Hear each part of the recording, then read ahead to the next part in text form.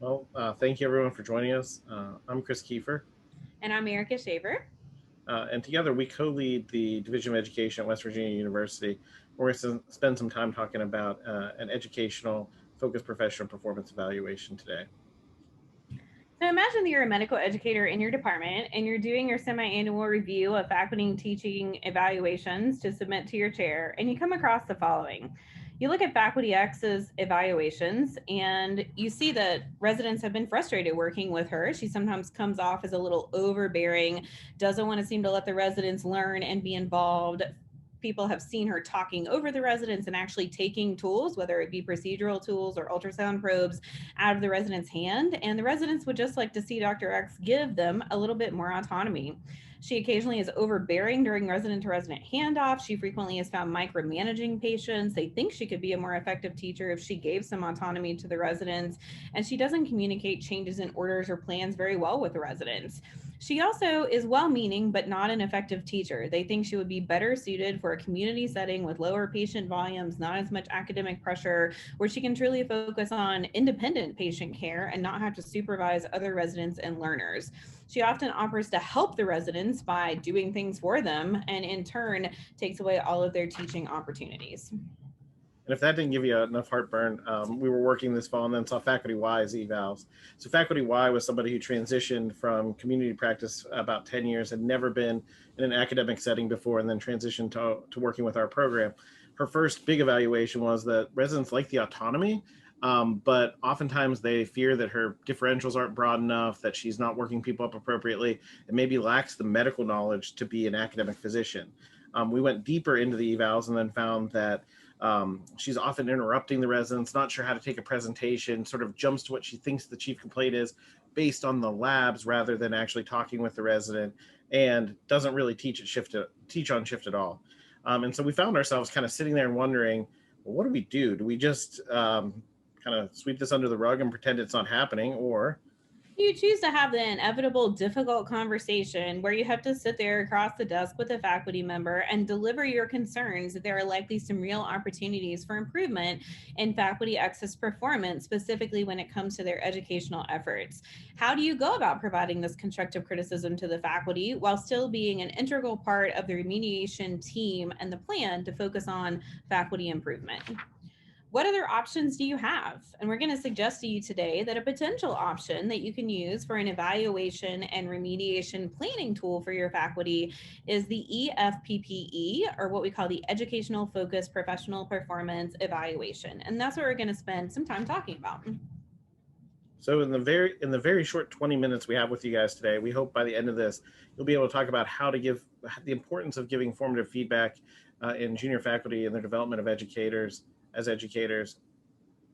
Apply our tool, the educational performance evaluation, to their educational evaluation as a new faculty member, and then demonstrate how it can help you identify and then hopefully remediate the struggling academician. We have no disclosures. And our disclaimer is that we're not chairs. This is the chair of our department, Dr. Christopher Good, and we're not chairs. We're not attempting to be involved or provide an evaluation that would lead to faculty termination. We're simply just trying to find tools that make our job as medical educators a little bit easier and help us to do our jobs in recognizing the struggling academician and working towards areas for improvement. So everyone assumes that because you complete a residency program in emergency medicine and have an interest in academia that you're going to be successful. This is one of the recent graduate classes from our program. And certainly we look at all of our residents each year and we look at the ones who want to go into academia and we kind of make sure that they're living up to the expectations of a potential educator, right? We want to make sure they can do good clinical care, that they can teach people both at the bedside as well as in the classroom. And we also want to make sure that they have the scholarly component and productivity that's needed in academia as well. And I think sometimes we assume that once you get past residency, all your struggles will be over. And that in case is not the fact. We see, I think a lot of us probably at all of our shops see that we do have academic emergency medicine faculty who are maybe core faculty in our program who aren't always doing as well as we would like. And in resident training, we have lots of guides and tools, and you see here on the screen the milestones, which we're all very familiar with in terms of kind of evaluating residents' progress through those milestones, helping to identify when someone is struggling, coming up with a diagnosis, and then working towards a remediation plan to fix those. And we have lots of tools to help us from the resident standpoint. But when it comes to remediating a struggling faculty member, or even recognizing or having the guts to share with that faculty member that you think they're deficient in certain areas and work to help them, there's not a lot of tools out there to help us do this. The other challenge with the remediation of a struggling faculty member is if it doesn't happen and the faculty member continues to not perform up to their expectations, then you potentially jeopardize losing that faculty member. And we all know that losing a faculty member comes with many considerations, including just the fact that it's a big morale dampener for your department. Everyone wonders what's going on. Why is faculty X no longer with us?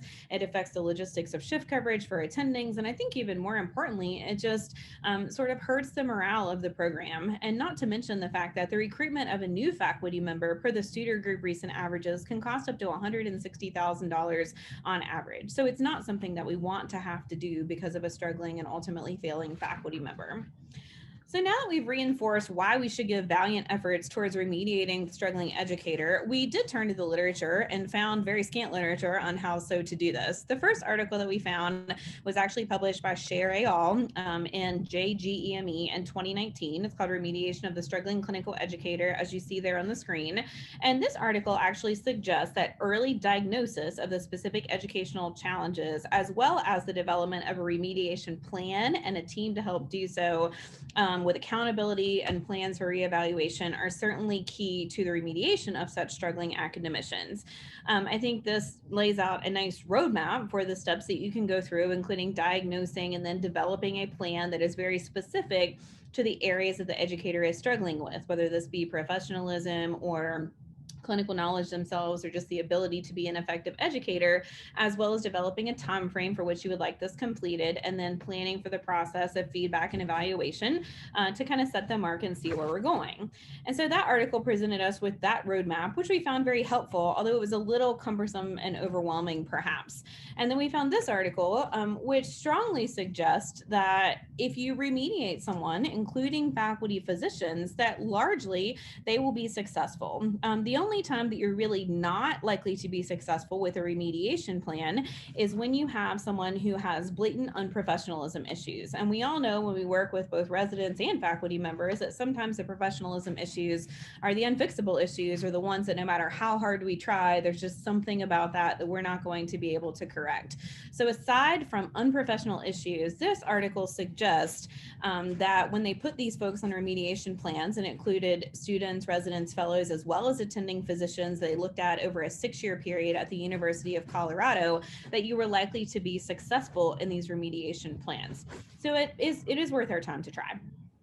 So where did this even come from? So in addition to being the residency program leadership, leading our division of education, Erica and I also do some work with our Med Staff Affairs office here at WVU and are active participants in the institution-wide peer review process. And whether you realize it or not, as a JCO requirement when you apply for new hospital privileges, every faculty member, every advanced practice provider gets a focused professional performance evaluation, largely looking at their clinical skills at 3, 6, 9, and 12 months. And then that flips over to a semi-annual basis for faculty who are going through and getting reappointment. It happens twice a year. And if any issues fall out in an ongoing performance evaluation, you flip back to the focused professional performance evaluation so that you can remediate an area of concern. One of the things that kind of stood out to us as we started getting familiar with the faculty focused professional performance evaluation on the clinical side was really just the simplicity of what it communicated to people. Like, hey, are you doing your records? Does your chair think that your medical knowledge is okay? Is your clinical knowledge okay? Are you able to talk to people? Are you nice to people? Do you play well on the team? And that this could be extrapolated to all the areas that we care about in education, your bedside teaching, your didactic teaching, and gives a space for the chair or the leadership to comment on it. And so this is actually our clinical focused professional performance evaluation. We wanted to show it to you so that you can see how it set up our development of the educational one. Yeah, so our E-FPPE, as Chris just described, is very similar to the FPPE at the Med Staff Affairs level. So we use this tool for our new faculty hires at 6-month increments, so 6 months and 12 months. We look at everyone else on an annual basis. If someone is noted to be doing a good job and meeting expectations or exceeding expectations in all areas, then we keep them going forward with an annual evaluation. However, if somebody is identified as needing improvement in a particular area, then that's where we start using this E-FPPE as sort of a diagnostic tool to determine which areas their faculty is struggling in and come up with a remediation plan that suits those areas of need. As you can see, the tool list at the top of it, what we're actually using to actually do the evaluation. So resident evaluations of the faculty in eValue, didactic evaluations on their lecture skills, whether or not they participate in our scholarly oversight committee, their conference attendance, and kind of the overall gestalt of the educational leadership team and the feedback that we may have received on the faculty. And then there are these areas: didactic teaching, bedside teaching, small group interactive sessions, as well as their mentorship of residents and scholarly activity, and their conference attendance, which is all very clearly outlined on this tool. And as you can see, Faculty X is not meeting the mark in bedside teaching based on evaluations that we shared with you, and conference attendance for Faculty X is pretty low at 12.5%. So we move on to the end of the tool where there's a section for narrative comments.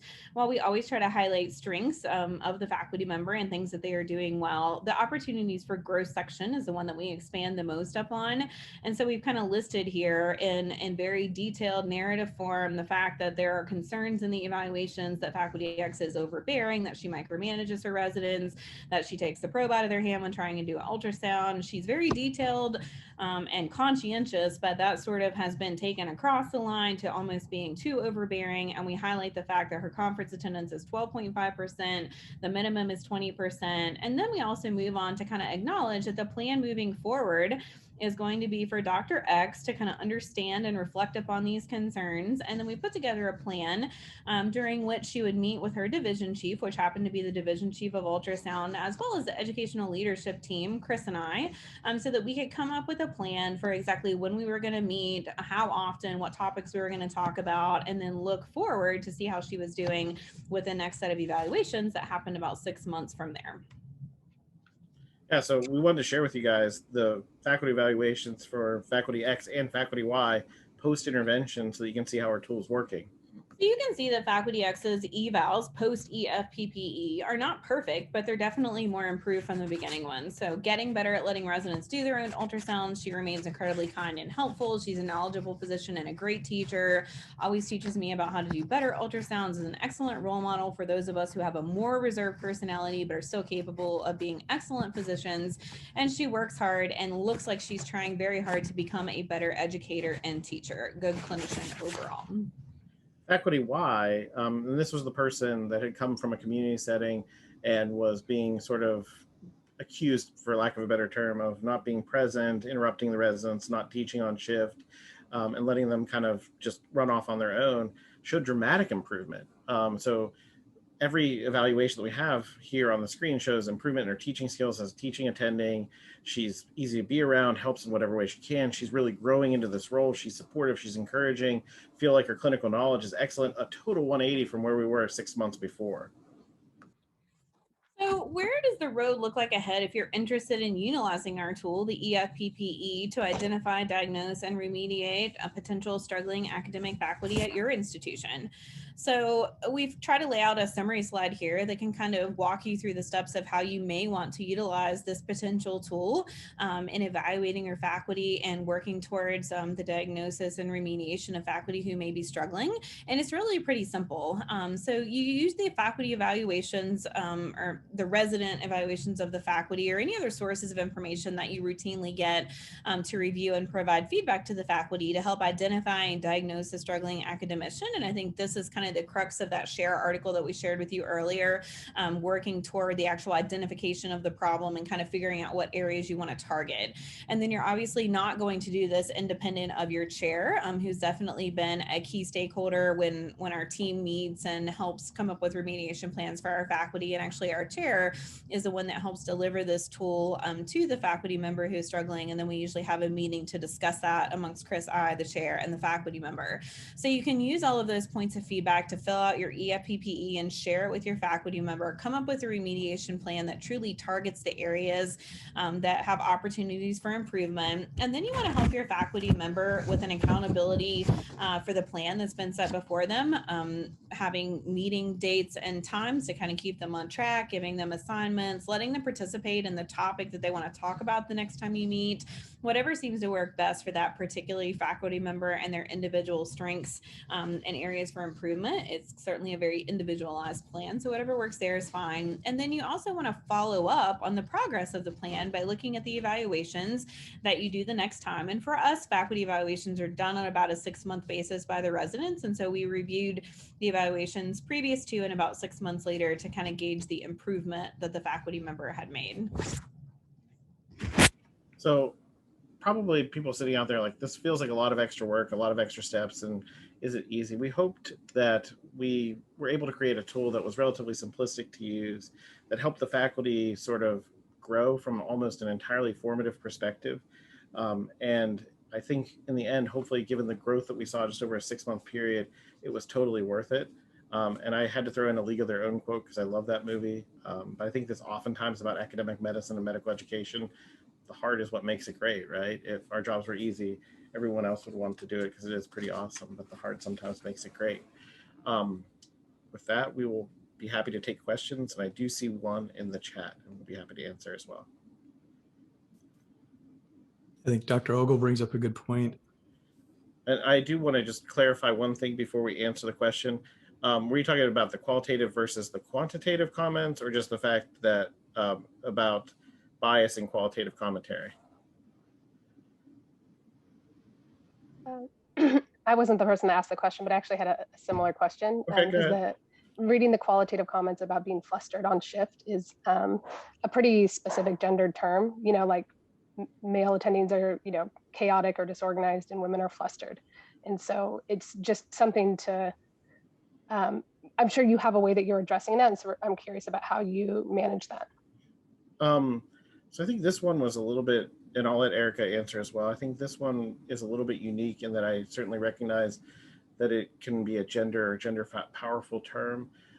This faculty member has openly expressed that she does actually feel anxiety on shift due to some other issues that have been present since she was a resident. So she was actually really open and receptive to that feedback and really wanted to try to change it. I think it's really, and maybe we shouldn't have used that as our example, but it was, I think, individualized to this particular scenario and not necessarily more of an implicit bias towards the gender. I don't know if Erica wants to comment on that as well. Yeah, I think regardless of what term we would choose to use, as has been tossed out, you know, flustered or chaotic or disorganized, I think the concept was that it promotes a lot of tension and anxiety and kind of makes everyone on shift a little uneasy when Dr. X is on staff. So I'm not sure if it's biased. I mean, the word may be used differently depending on if it's female or male, but I think the gist of the evaluation as self-reflected upon by Dr. X is very true. Like, she does bring a lot of tension and anxiety to the situation because she's uncomfortable in her role and her ability to kind of keep a supervisory role out while still letting the resident have some autonomy. And I think that comment was meant to suggest that there's just a little bit of unease on those shifts. And to the question about do they get guidance on giving feedback in faculty evals. So they get guidance on, we appreciate your open and honest evals. We do want to make sure that they are actually constructive and professional. And I feel like in general, our residents do a good job of being honest and not hiding the truth, because every time someone gets a good job or great job or the period in the eval comment box just so they can move to the next section, that's not super helpful. So we do want to hear their qualitative commentary, and that's actually way more helpful than just filling in a dot here and there on a Likert scale. But we do counsel them on being constructive and professional. We do not counsel them on what words they should or should not be using based on gender equality, but we do counsel them to try to keep the comments constructive and professional. And I think in general, they do a good job with that. Thanks for the questions. Any other comments or questions? You know, you're using the forms for that go to the medical staff, or that the medical staff office uses to evaluate our professionalism. Does any of this flow do you have a threshold then that you would say, okay, this has got to go to the MSA, the medical staff officer, medical staff affairs? So I guess I'll speak and sort of unmask myself for a second. So as the vice chief of staff here at WVU and the rising chief of staff, I can't imagine a threshold where we would send this over to my other office. Yeah. I think if we identified serious patient safety issues, that would sort of be outside the realm of this form. And that's what that office and my role over there really cares about. But I thought this was an interest in my core. I'm an educator first and a teacher first. And I think that I just saw the adaptation as a way to sort of give people more robust feedback of their teaching, but it never intend to ever send over to the MSA office or even our chair to take punitive action. These are really, truly formative and supportive actions. And the coolest part of this to me, and I'll let Erica see what she thought as well, was the reflective part of it, was sitting down with people and be like, hey, here's what we think, what do you think? And oftentimes it really matched. And then that's where those conversations went, was trying to help them overcome those things that they were really struggling with on shift or in their teaching. And it might be as simple as just teaching someone how to take a presentation, because you kind of assume that you learn that during residency, but no one really ever stops and teaches you. Yeah, and our tool, like just to reiterate, it focuses more on the educational and scholarly endeavors of the faculty member versus clinical performance in terms of their patient care and how they had bad outcomes or patient complaints. It really doesn't focus at all on that. It really focuses with the faculty's interaction with the residents in the educational setting, teaching them at the bedside, helping them learn to do procedures. How are their lectures and conference? Do they relate well to the audience? Do they seem to be well prepared? Do they mentor residents in scholarly activity? And so really our tool, although developed off of the Med Staff Affairs sample, is really tailored towards something completely different. It's more of the kind of softer side of academics, I guess you would say. And so we're not using it for, did you meet the mark in your clinical care? It doesn't look at RVUs or anything such as that, and charting, nothing like that. It just looks at kind of how the faculty relates as an educator to the faculty or to the residents. Yeah. Dr. Berner, you want to come on with a question? Up, you're muted. I think Dr. Bingo. There we go. I cameraed myself and I'm unmuted. I think it's really great to put this type of framework to it. And I think we talked a lot about ways to address bias and at this particular SAM and others. And I think this is one of the ways that you do that, is that you make it very clear what the criteria are that you're judging someone by, as opposed to the overall Gestalt assessment. Is this a form that is available for dissemination, or how would we, or would you suggest creating something specific to your own institution? I mean, I think we'd be happy to share it. We literally just kind of made this up in my office one day and have started to use it over the past year. We certainly would be happy to share it. I don't know if you want to, I can put my email in the chat if you want. And if you want to reach out with an email, then we would be happy to share the tool. There certainly is no copyright on it. We literally just kind of drafted it up to help ourselves when we found these evaluations, and we were like, oh gosh, we really need to help Dr. X become better and Dr. Y become better. And so we've started implementing it just this past year. And I think the other thing that's nice is if you start at least giving this summary to every faculty, so regardless of how well or not well they're doing, I feel like when you kind of have the same mark for assessment for everyone at some baseline, it makes people who have areas that could be improved upon feel less picked on or less singled out if every faculty member is getting the same type of assessment, at least on an annual basis. So for our department, actually, we were just talking about this at a recent leadership retreat, and we're actually going to do sort of an operational aspect of this as well, which we've kind of informally labeled as Operation Blind Spot, and looking at like how many CTs patients are getting based off of who's working on what day, and what's the note completion like, and how quickly do you disposition your patients from time you sign up for them. So we're kind of making it more of a comprehensive assessment of the faculty, whereas this just started on our division as sort of an educational assessment. So you can spin it off lots of different ways and certainly apply it as you feel best in your particular group. And like we said, it's a very individualized plan that kind of meets the specific needs of that faculty who is struggling wherever that may be. But we are more than happy to share the tool. How, to give feedback to another faculty member, I think there has to be a pretty high degree of trust in there. And so what have you had to do anything special for that? Like anybody giving you, Chris, who are you to be giving me feedback about my teaching. In my other job, yes. But in this role, fortunately, I think, I don't know, I think we actually do have a pretty good culture in our department where people, everyone feels safe in their job, everybody's secure in their job, and there's sort of the basic assumption that people are here to do their best, make the program and the department the best that they possibly can, no matter where they came from, no matter where they're going after this. And I think that's sort of the lens that we're viewing this through, is really, hey, we know you're a great teacher. We wouldn't have hired you. We wouldn't make you part of our academic faculty and keep you on staff at the academic site. But how, what are the things that we're sort of seeing as the educational leadership, that can maybe help you be even better, or if you're struggling, be less frustrated with your struggles. Because both of these people, when we talk to them, the first thing out of their mouths, actually Faculty Y had called us before this and said, what can I do? I read my evals, I'm freaking out, I want this job, I want to be great at this, but I feel lost. And we said, oh, don't worry, we're coming up with this thing. But it was both of these people, I think it really was from a truly like supportive growth mindset. And I think the trust was already there. People reach out to us typically when they get a bad eval or something bad happens educationally.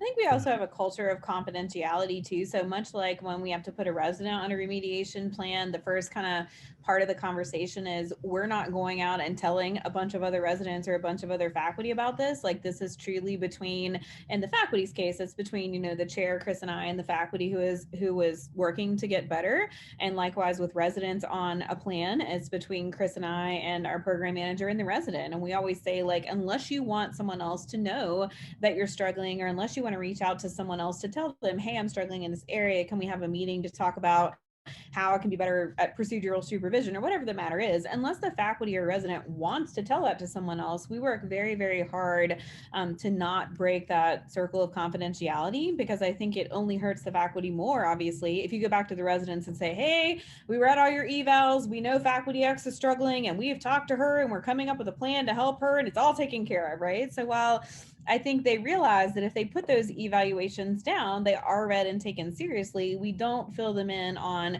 any specifics about what is going on in the faculty's realm, because obviously that's confidential. And I think the culture of this department is very much that if something like this is happening, the people involved do try very genuinely to keep it confidential and really approach it as we are going to help you improve upon this, versus like, you do X, Y, and Z and come back to us later. It's more of Chris and I are going to meet with you every week for the next 6 weeks, and we're going to talk for an hour at a time on whatever topic you want to talk about. So it is very much sort of a team and mentorship type approach, versus you shall do X, Y, and Z as set before you in this tool. Well, great. Well, thank you both very much. Looks like we're out of time, but thank you guys. Thanks for having us. Appreciate you sharing your information. Thank you for all Thank you the questions for and comments. You everyone guys have a good day. Came.